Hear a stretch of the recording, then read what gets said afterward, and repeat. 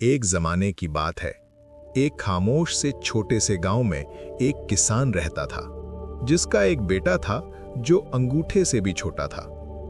वो बड़ा ही नहीं होता था, एक बाल बराबर भी नहीं बढ़ा।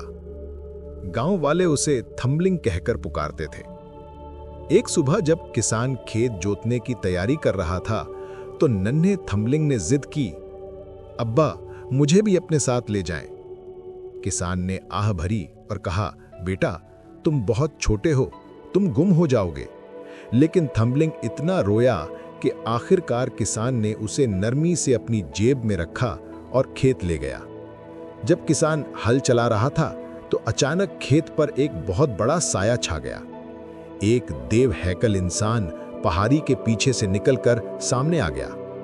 किसान कुछ समझ पाता उससे पहले ही देव ने झुककर थम्बलिंग को अपनी 2 उंगलियों के बीच बड़े प्यार से उठाया और अपने साथ ले गया।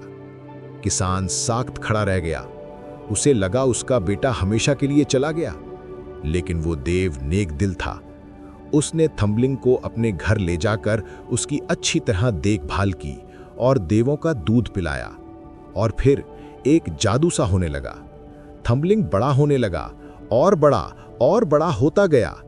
2 साल बाद वो इतना ताकतवर हो गया कि एक जवान दरख्त को जड़ से उखाड़ सकता था। अगले 2 साल में वो पुराने दरख्त भी गिरा सकता था।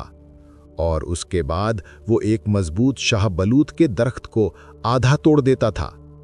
देव मुस्कुराकर बोला, अब तुम तैयार हो। थम्बलिंग, जो अब लंबा और ताकतवर हो चुका था, वापस उस खेत की तरफ गया जहां उसका बाप काम किया करता था।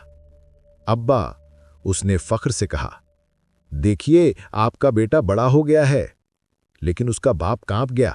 नहीं, मेरा बेटा तो बहुत नन्हा था, तुम वो नहीं हो सकते। थम्बलिंग मुस्कुराया और बोला, मैं ही हूं अब्बा, मैं साबित करता हूं।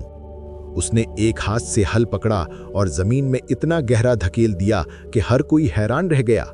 रुको, बाप चीखा, तुम पूरी खेती खराब कर दोगे। लेकिन थम्बलिंग ने घोड़ों को अलग किया और अकेला ही पूरा खेत जोत डाला। वो घर आया तो अपनी पीठ पर 2 बड़े शाहबलूत के दरख्त, 2 हल और यहां तक के घोड़े भी उठाए हुए था। उसकी मां चीखी, या अल्लाह, ये इतना बड़ा आदमी कौन है? ये हमारा बेटा है, बाप ने कहा। थम्बलिंग नरमी से बोला, अम्मी मुझे भूख लगी है, क्या खाना तैयार है? उसे 2 बहुत बड़े थाल दिए गए जो एक पूरे खानदान के लिए 1 हफ्ते के थे, और थम्बलिंग ने सब खत्म कर दिया। फिर वो बोला, मुझे एक लोहे का ऐसा डंडा लाकर दें जो मेरी ताकत बर्दाश्त कर सके, फिर मैं दुनिया देखने जाऊंगा। 2 घोड़े एक लोहे की छड़ी घसीट कर लाए। थम्बलिंग ने उसे ऐसे तोड़ा जैसे सूखी टहनी हो। फिर 4 घोड़े लाए, फिर 8 घोड़े लाए, सब नाकाम हो गए। दुकान में काम करने लगा। वो उजरत नहीं मांगता था, बस हर 2 हफ्ते में 2 ज़रबे लगाने की इजाजत चाहता था। लालची लोहार खुश हो गया, लेकिन जब थम्बलिंग ने पहली ही ज़रब लगाई तो नीहा जमीन के अंदर गायब हो गई। लोहार घबरा गया। सिर्फ 1 ज़रब के बदले तुम क्या चाहते हो? थम्बलिंग मुस्कुराया और हल्की सी लात मानी तो लोहार कई गाड़ियों के घास के बराबर दूर जा गिरा।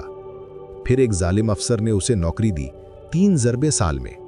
मगर साल पूरा होने पर वो डर गया और उसे खत्म करने की कोशिश करने लगा। उसे कुएं में फेंका, वो बच गया। चक्की का पत्थर गिराया, वो भी बच गए। उसे आसेबजदा चक्की में भेजा, वो भी नाकाम हो गए।